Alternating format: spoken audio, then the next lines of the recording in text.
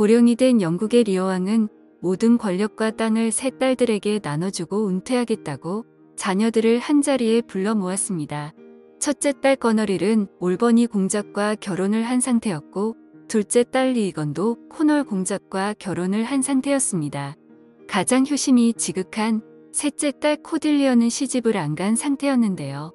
왕은 세 딸들에게 자신을 사랑하는 만큼 땅을 나눠주겠다고 하며 질문을 이어갑니다. 첫째 딸 거너릴은 온갖 아부의 말로 아버지의 마음을 사로잡게 됩니다. 둘째 딸 리건 역시 언니보다 더한 술수로 아버지 리어왕의 마음을 사로잡지만 효심이 지극했던 막내딸 코딜리아는 자신은 할 말이 없다면서 다만 자식된 도리로서 아버지를 사랑한다고 말하자 기대에 못 미치는 대답에 화가 난 리어왕은 딸을 영원한 이방인으로 여기겠다고 하면서 기옥한 땅과 재산을 절반씩 나누어 두 딸들에게 나눠주고 막내딸에게는 어떤 유산도 남겨주지 않고 내쫓아 버리게 됩니다. 코딜리아는 자신을 연모하던 프랑스 왕과 결혼을 하여 프랑스에서 살게 되는데요. 이 사실을 알게 된 왕의 충직한 신하인 켄트 백작은 왕의 결정이 잘못되었으니 그대로 권력을 유지하라고 진심 어린 말을 하면서 왕을 진심으로 사랑하는 사람은 코딜리아라고 충언을 하지만 왕의 노여움을 사게 되어 쫓겨나게 됩니다. 모든 재산과 권력을 두 딸과 사위들에게 넘겨주고 리어왕은 첫째 딸 거너릴의 성에서 함께 살게 되는데 첫째 딸은 아버지에게 아부를 떨던 모습과는 정반대로 아버지의 존재를 귀찮아하면서 막말과 함께 푸대접을 합니다.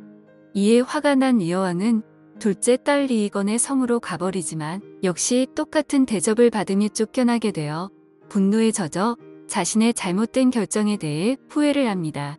리어왕에게는 또 한 명의 충신인 글로스터 백작이 있었는데요. 글로스터 백작 역시 비슷한 일을 당하게 됩니다. 그에게는 아들 둘이 있었는데요. 적자인 첫째 아들 에드거와 서자인 둘째 아들 에드먼드입니다.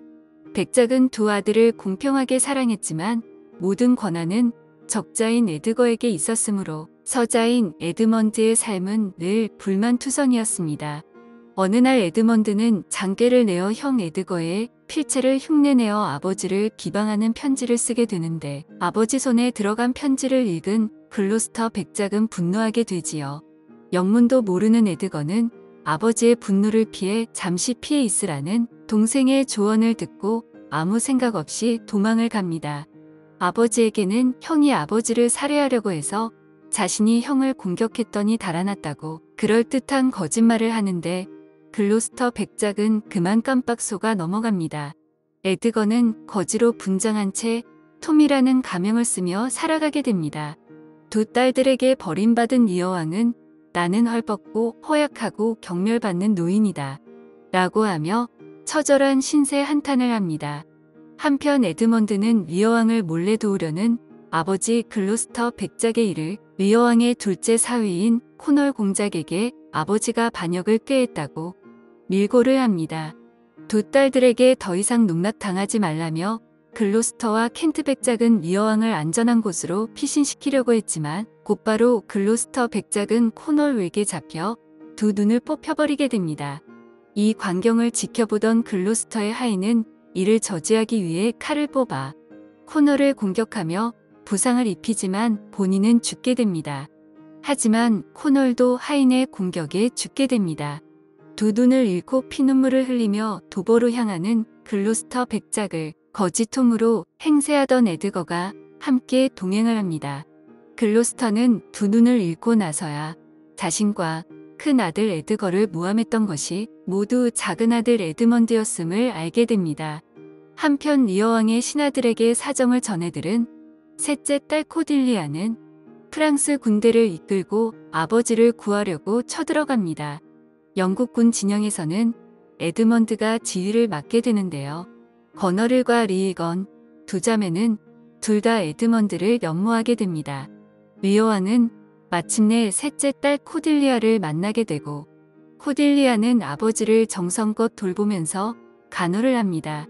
리어왕은 그런 막내딸의 효심에 감동하며 그녀에게 용서를 구합니다.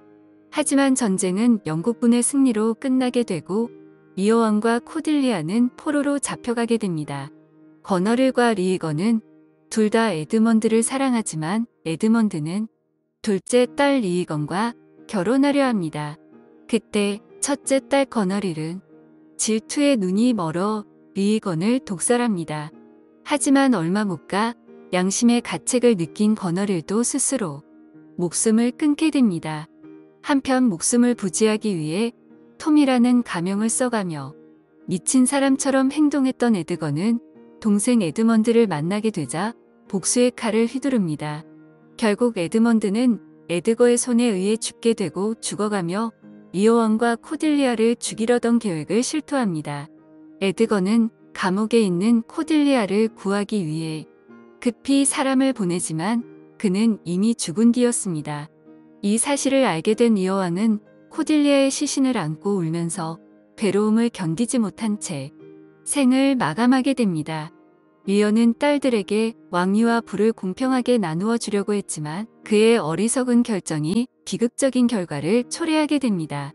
이 작품은 리어의 왕위 양도와 관련된 배신, 갈등, 애환 등이 작품을 통해 펼쳐지며 이는 우리의 인간적인 본성과 욕망, 부도덕한 행위와 그 결과에 대한 깊은 생각을 유발합니다.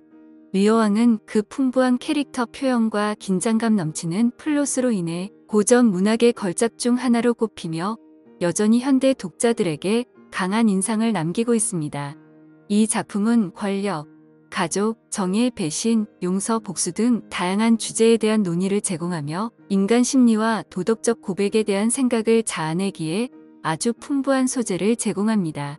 리어 왕의 우둔한 결정이 결국엔 모두를 파멸에 이르게 하는 장면을 보면서 현대를 살아가는 우리의 모습과도 너무 비슷함을 느끼게 됩니다. 나이 들어가면서 또 다른 리어가 되지 않도록 조심해야 하겠습니다. 오늘도 좋은 날 되세요.